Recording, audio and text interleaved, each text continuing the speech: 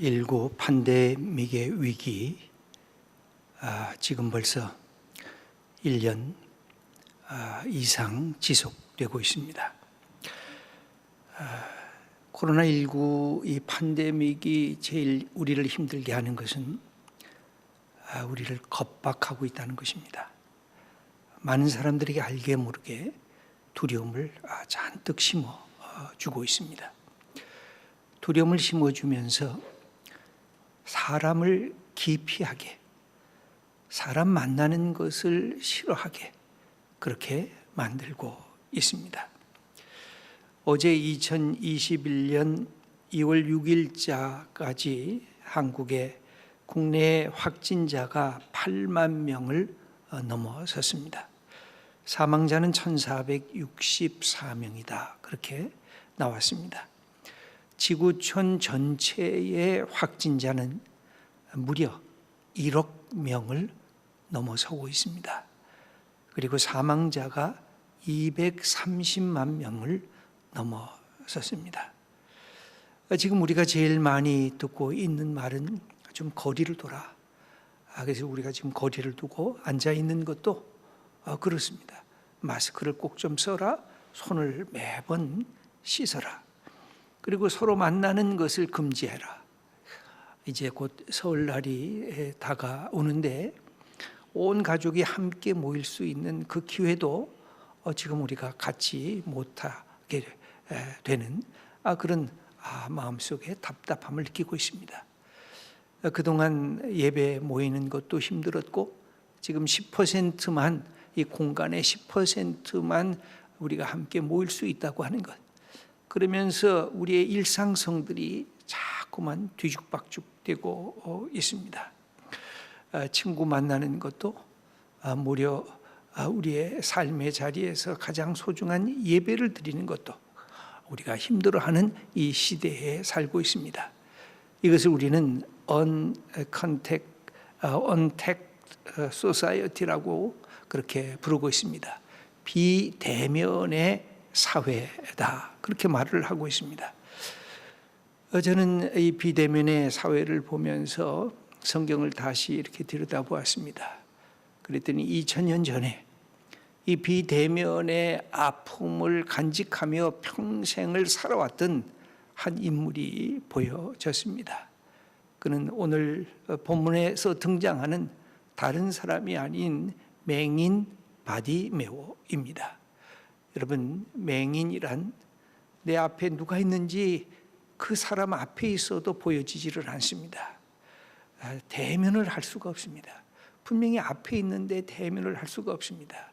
맹인이란 2000년 전의 사건으로 돌아가면 당대에 아무도 돌아보지 않는 장애인에 불과했습니다. 맹인, 저 사람 얼마나 죄가 많았으면 저렇게 맹인으로 태어났지? 아니, 저 사람은 뭔가 부모가 잘못하고 저 사람이 잘못한 전생에 죄가 있을 거야 하면서 정죄하고 멀리했던 인물이었습니다. 그래서 앞을 볼 수가 없었기 때문에 평생을 스스로 독립적으로 살아갈 수가 없었습니다. 무능한 존재였고 가난할 수밖에 없었고, 그래서 남에 의해서 구걸을 하면서 존재할 수밖에 없었던 그런 사람이 맹인이었습니다. 마음대로 움직일 수도 없었습니다. 분명히 두 발은 건강했을 것입니다. 그러나 자기 힘으로 걸어갈 수가 없었습니다. 누군가가 그를 부축해서 늘 어디 길목에 사람들이 많이 왔다 갔다 할까? 그 길목에다가 갖다 놓으면 거기에 주저앉아서 하루 종일 아침부터 저녁까지 지나가는 사람을 향하여 한 푼 달라고, 나도 살아야 될 거라고 그러면서 구걸하는 인생을 살던 사람이었습니다. 여러분, 이런 사람에게 자존감이 있었을까요? 그는 늘 탄식했을 것입니다. 내 인생은 왜 이래? 나는 왜 이 모양 이 꼴이야? 나는 왜 이렇게 태어날 수밖에 없어서? 하나님은 정말 살아계신 거야. 우리 부모님은 참 왜 나를 이렇게 태어나게 하셔서 나에게 이런 고통을 주는 거야.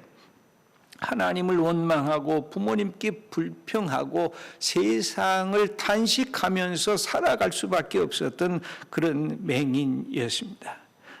그래도 이 맹인이었던 바디메오는 절망했지만 놀라운 게 있습니다.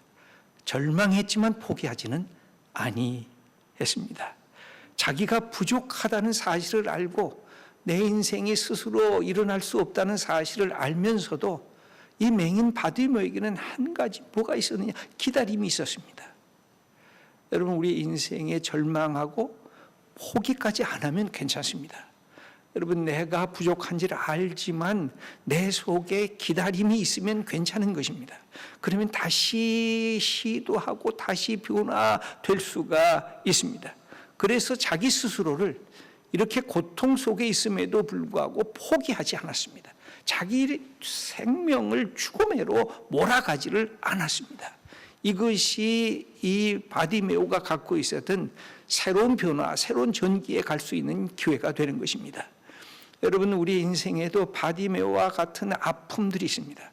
겉은 멀쩡한데 속이 상하고 속이 문드러진 아픔들이 있습니다.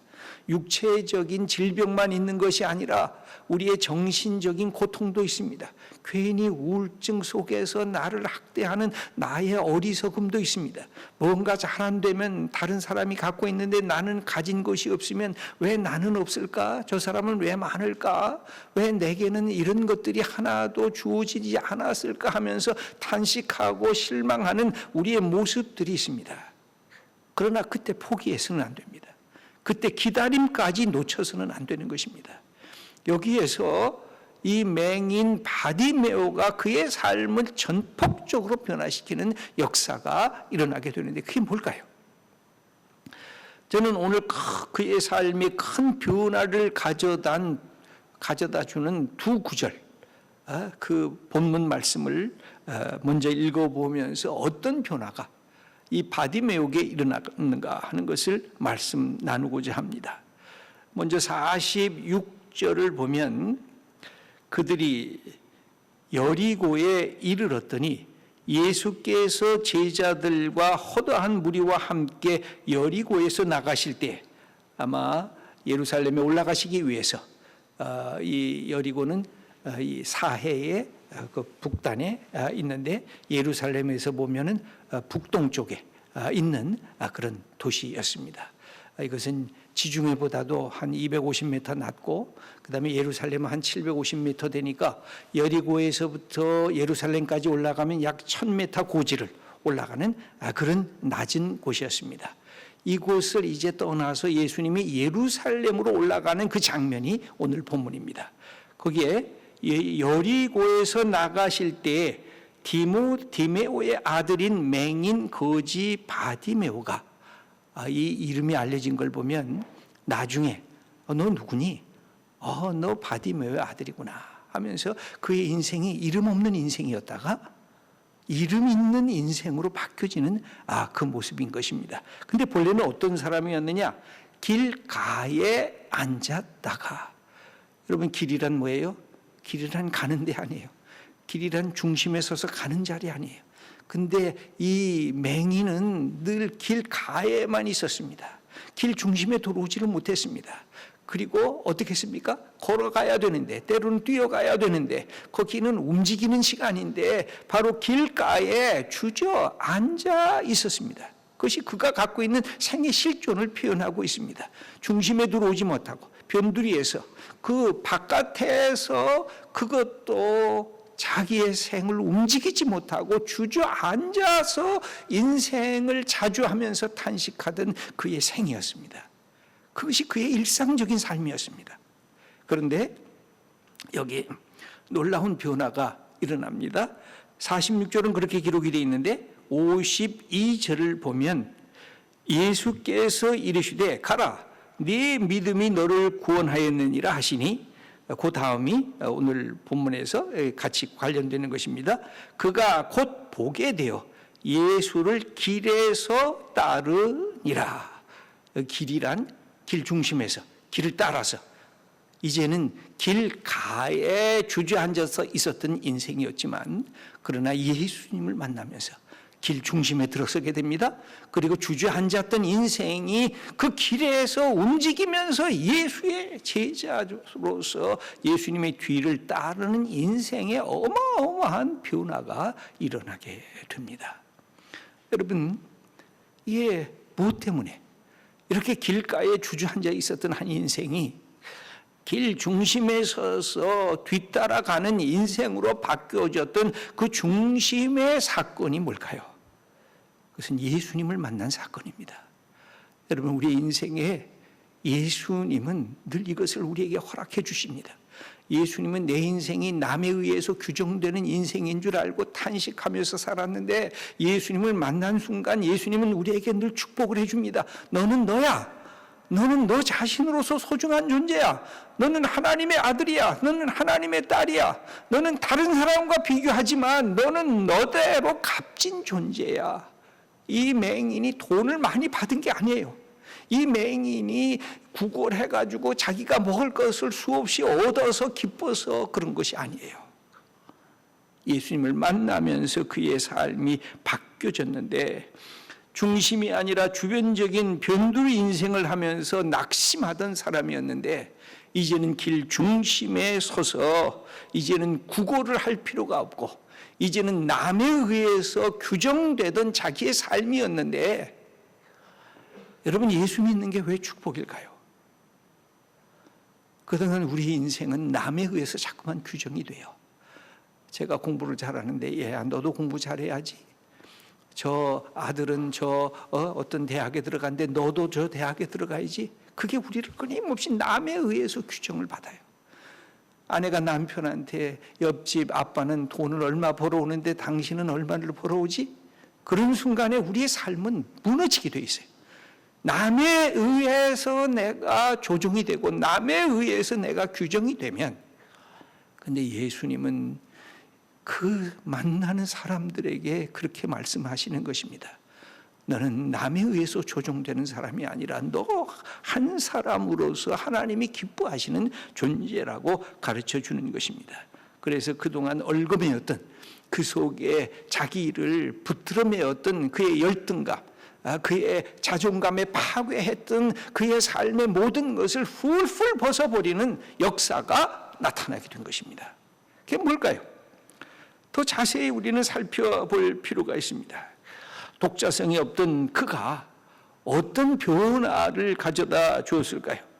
오늘 성경을 보면 50절을 보면 맹인이 겉옷을 내버리고 뛰어 일어나 예수께 오거늘.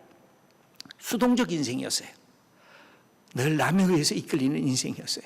그런데 오늘 본문을 보니까 능동적 인생이 돼요. 자기가 자율적으로 자발적으로 그의 인생이 어떻게 했어요? 겉옷. 여러분, 겉옷은 낮에는 입고 다니다가 밤에는 노숙하게 되면 그것을 이불 삼아서 그것을 덮고 자는, 그래서 사람에게 제일 값나가는 것이 겉옷이었습니다. 이 거린에게는 더더구나 겉옷이 소중한 것이었을 것입니다. 그런데 겉옷을 확 벗어버렸어요. 가장 비싼 것을, 내게 소중하다는 걸 벗어버려. 그리고 뛰어 일어났어요. 여태까지 그렇게 뛰어 일어나 본 적이 없어요. 그리고 예수께 나오거늘. 얼마나 예수님, 그분에 대한 기다림이 있었어요. 그분을 만나보기를 원했어요. 그분을 만나면 내 인생에 새로운 일들이 나타날 것이라는 기대감이 있었어요. 그래서 자기가 갖고 있었던 모든 것들 다 내려놓고 예수님을 향해서 뛰어 일어나 나갔다고 그렇게 기록하고 있습니다. 앉았던 인생이 벌떡 일어났습니다. 멈추어 살던 인생이 그렇게 벌떡 일어나서 새로운 형태의 능동적 삶을 살았습니다. 침묵만 하고 있었던 인생이 새로운 역사를 경험하게 되면서 소리를 터뜨리게 되는데 어떤 것이 벌어졌을까요? 47절을 보면 이렇게 기록이 되어져 있습니다. 나사렛 예수시란 말을 듣고 소리질러 이르되 다윗의 자손 예수여 나를 불쌍히 여기소서 하거늘. 여기에 보면 그가 볼 줄은 몰랐지만 할 줄 아는 게 있었어요. 들을 줄 아는 귀가 있었어요. 여러분, 이것은 또 복이었습니다. 나는 못 봐. 듣는 귀는 있어. 근데 누구 얘기를 들었어요? 예수님 얘기를 들었어요. 신앙이란 그래서 여러분들이 예수님 얘기를 자꾸만 하게 되면 그 얘기를 듣는 사람들이 도대체 예수가 누구야? 예수를 만나면 그렇게 내 인생에 변화가 있니? 예수를 만나면 내 영혼이 기쁘니? 예수님을 만나면 내 영혼에 감사와 감격이 있니? 예수님을 만나면 정말 인생이 불안한 것을 넘어서는 평안이 있는 거니 하고 물어볼 때 내 속에 대답할 수 있는 말이 있어야 하는 것. 근데 바로 이 맹인 바디메오는 나사렛 예수님이라는 말을 듣게 되었습니다. 아마 그 소문은 예수님 이런 얘기했을 것입니다. 예수님이 하나님 나라의 복음을 전하는 분이래.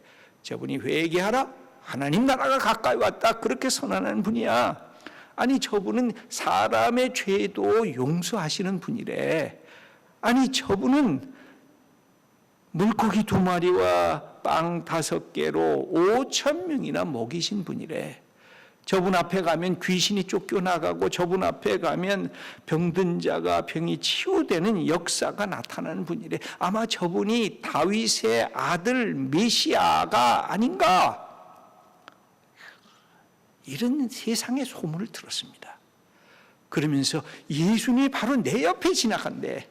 그때 이 사람이 겉옷을 훌훌 벗어버리고 뛰어 일어나 예수님을 향해서 말씀하는 것입니다. 다윗의 자손 예수여, 나를 불쌍히 여기소서. 인생이 초스피드로 그의 삶이 바뀌어졌습니다. 오랫동안 침묵만 하던 그에게 속에서부터 우러나오는 소리, 그 부르짖음이 있었습니다.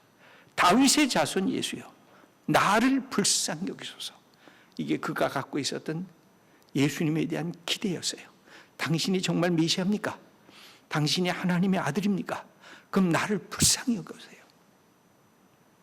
여러분, 성경을 읽다가 예수님이 불쌍히 여기시다, 이런 말이 이렇게 종종 나타나요. 복음서를 읽다 보면. 그러면 그때마다 예수님이 사건을 일으키세요. 병든 자를 병 고쳐주시고, 귀신을 내쫓아주시고, 5,000명이나 되는 사람들을 먹이시고, 하나님의 국률로 예수님이 국률한 마음을 가지시면, 그래서 우리의 기도에, 여러분이 절박한 기도면 기도일수록 무슨 기도를 해야 돼요? 하나님, 나를 불쌍히 여기세요.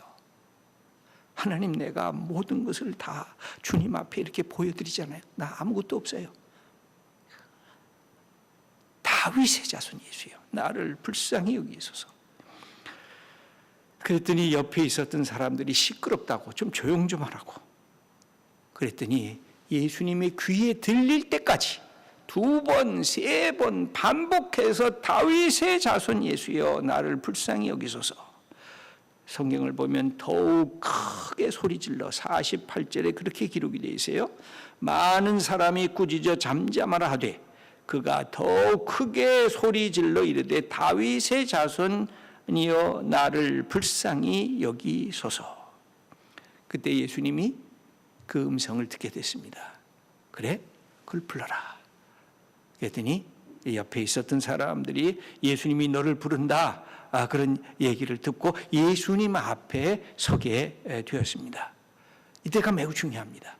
여러분, 우리가 하나님 앞에 서게 됐을 때 하나님은 우리의 마음속에 소원을 주시면서 물어봐요. 하나님이 다 아시면서도 물어보세요. 내가 정말 원하는 게 뭐니? 내가 내게 무엇을 해주면 좋으니? 아니, 이것만 있으면 다른 거 없어도 되는 그것 뭐니? 내 심장과 내 삶과 내 모든 것을 걸고 기도할 수 있는 가장 중요한 게 뭐냐? 여러분, 구약에 보면 하나님께서 솔로몬에게 나타나셔서 그런 말씀을 하잖아요. 내가 내게 무엇을 해주면 좋겠니? 한 가지. 여러분, 아침에 기도했는데 저녁에 잊어먹는 기도, 그건 진짜 기도가 아니거든요. 내가 어제도 기도했는데 오늘도 기도하고 내일도 똑같이 기도하는 그 기도, 하나님 다른 거 없어도 돼요. 이것만 되면 돼요. 나는 다른 거 다 안 주셔도 돼요. 이것만 있으면 돼요. 라고 하는 내 삶 전체를 걸고 기도할 수 있는 기도의 제목이 뭘까? 여기 예수님은 바디모에게 그것을 물어요. 내가 네게 무엇을 하여 주기를 원하느냐?